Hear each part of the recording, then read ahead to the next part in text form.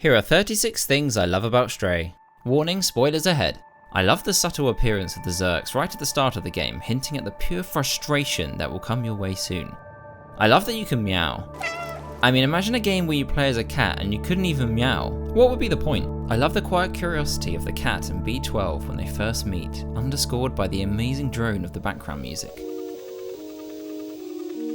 I love when the cat goes, I love when you first get your suit and you're like, I love that it took me far longer than I care to admit to find this code written on the wall. I love the moment the slums first awaken with life after they realize you're not a threat. The previously darkened town and fearful robots are replaced with beautiful neon signs and a grandma knitting scarves. I love the charm that exudes from the faces of all the robots. Whether they're grumpy or happy or sad, they're so wholesome and expressive. The fact that so much emotion can come from such a basic drawing and some beeps and boops fills me with so much joy. Speaking of beeps and boops, I love the sound design in this game.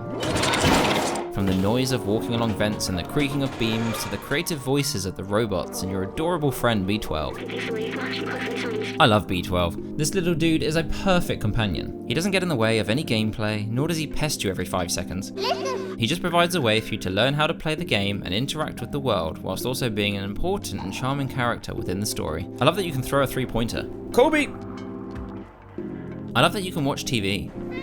I love that the game perfectly balances the aesthetic of making it clear where you need to go next, without it being out of place by just randomly painting things yellow, for example. I love that you can play Beethoven's Für Elise.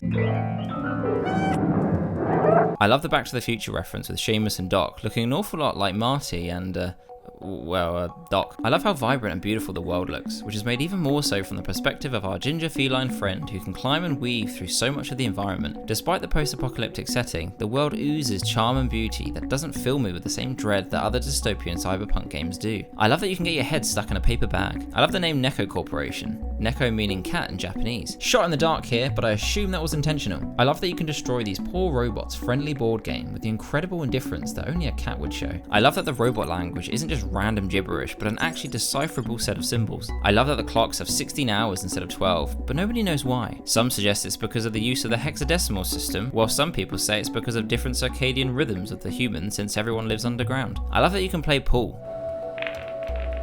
If only real pool was that easy. I love the perfect balance of open world and linear game design that lends itself perfectly to exploration. Sometimes open world games are so large they feel daunting to explore and large swaths of the game are ignored in favour of just getting to point B. But with Stray having small open world segments set out in chapters in a linear fashion, I was so eager to explore every shop or house and interact with every NPC I could without getting bored or overwhelmed. I love this absolute tune. I love that there's no quest markers or quest logs. You have to instead rely on your problem solving skills and conversations with different characters to figure out where to go next and what needs to be done. It lends itself beautifully to exploration and immersion. I love that you can nap. I especially love napping on this cowboy robot. I love how tightly packed and polished Stray is. With a rather short playtime, there's absolutely no padding in this game. Every section of the world is full of so much detail and I felt utterly entertained throughout. This game is the definition of quality over quantity. I love the chase scenes with the Zurks. The tension is immense, especially after you just took a 20-minute nap. I love the grotesque environment design of the Zurks' lair, especially when you reach the giant eyeball staring back at you. I love the moment B12 discovers he's actually the consciousness of a human scientist, a powerful point in the unlocking of many memories of B12 throughout the game. A series of collectibles that adds crucial narrative threads and enriches the game. I love how I only stumbled upon one bug in the game.